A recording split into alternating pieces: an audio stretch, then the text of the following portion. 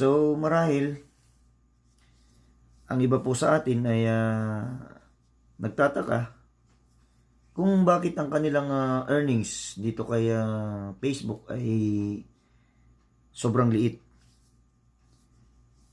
Samantalang ang kanilang mga followers ay marami naman.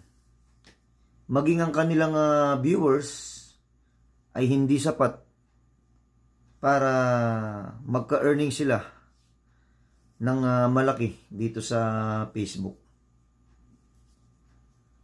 Ang isang dahilan kasi guys, kung bakit tayo ay hindi nag-earnings ng malaki dito kay Facebook, ay dahil na rin guys sa kapabayaan po natin. No?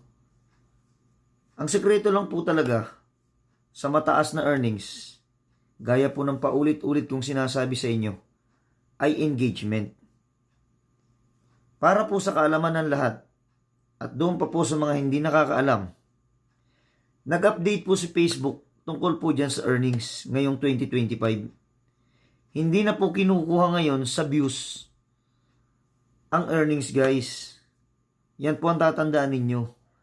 Ang earnings po ay ibinabase na po sa engagement.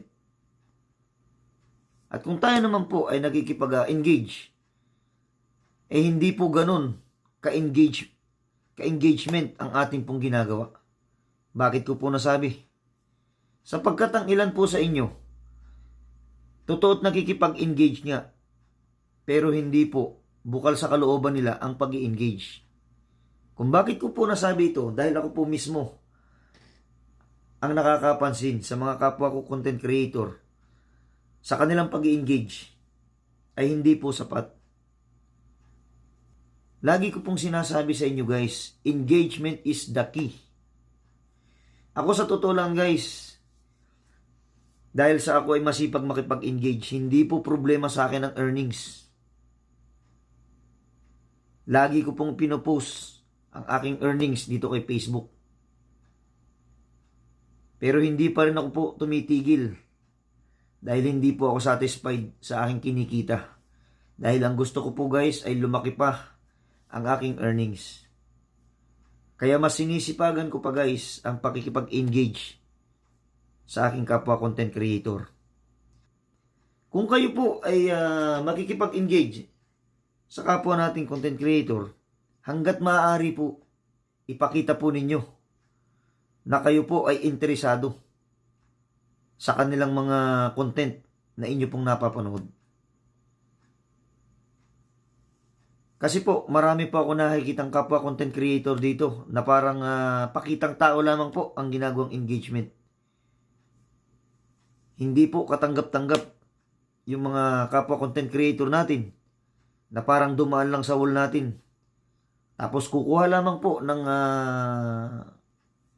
stickers dyan po kay Facebook. Para sabihin ko po sa inyo guys, hindi po engaging yung mga stickers na yan. Hindi po yan bukal sa kalooban natin yung pag-i-engage na yan. Ang tunay na engagement po guys, yung totoong saloobin natin, yung sinasabi natin tungkol sa ating napanood. Example ko po sa inyo. Nakapanood ka ng isang content ng ating kapwa content creator. Nag-comment tayo na mahaba. Nireplyan ka ng kapwa content creator natin ng mahabang comment. Binalikan muli. Yun po ang engagement. Hindi po engagement yan pong kukunin lang natin yung stickers dyan sa ibaba ng comment section. O, diba? Sinasabi ko po sa inyo guys, nag-update na po si Facebook at gamit po ang AI. Kaya anuman po ang ginagawa natin dyan, nadidetect po yan ni AI. Yan po ang isa sa dahilan kung bakit hindi po lumalago ang bahay natin dito kay Facebook. Yan po ang isang dahilan kung bakit ang earnings po natin ay kakatiting. Kasi nga hindi kayo nakikipag-engage sa inyong kapwa content creator. Nadidetect po yan ni algorithm Kaya hindi niya po kayo binibigyan ng mga followers. Hindi niya kayo binibigyan ng viewers. Hindi niya po sinisiwalat ang inyong mga content kasi nga hindi po kayo interesado na makipag-engagement sa kapwa po ninyo content creator. Tingnan niyo po ako guys. Sa loob lamang po ng 5 araw, nadagdagan na naman po ng 10,000 followers ang aking bahay. So kung nakaya ko guys, kayang-kaya nyo rin po yan. Once na kayo po ay pumasok kay Facebook, kayo po ay naging isang content creator, gusto nyo pong kumita, kinakailangan po magsipag po tayo. Hindi po natin na makukuha ang tagumpay sa madali ang bagay. Tatandaan po natin yan. Lahat ng bagay dapat pinaghihirapan. Sinasabi ko po sa inyo, nagsimula din po ako sa kakaunti.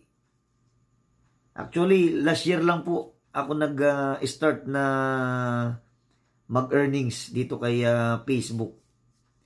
Kahit ako rin po guys, hindi rin po ako makapaniwala kung bakit biglang dumami ang aking followers. Hindi ko din alam dati na yung palang ginagawa kong pagpapapansin sa aking mga kapwa content creator ay mapapansin ni algorithm.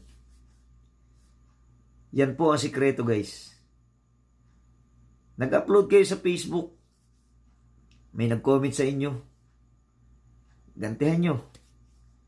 May nag-comment sa inyo ng congrats, replyan po ninyo.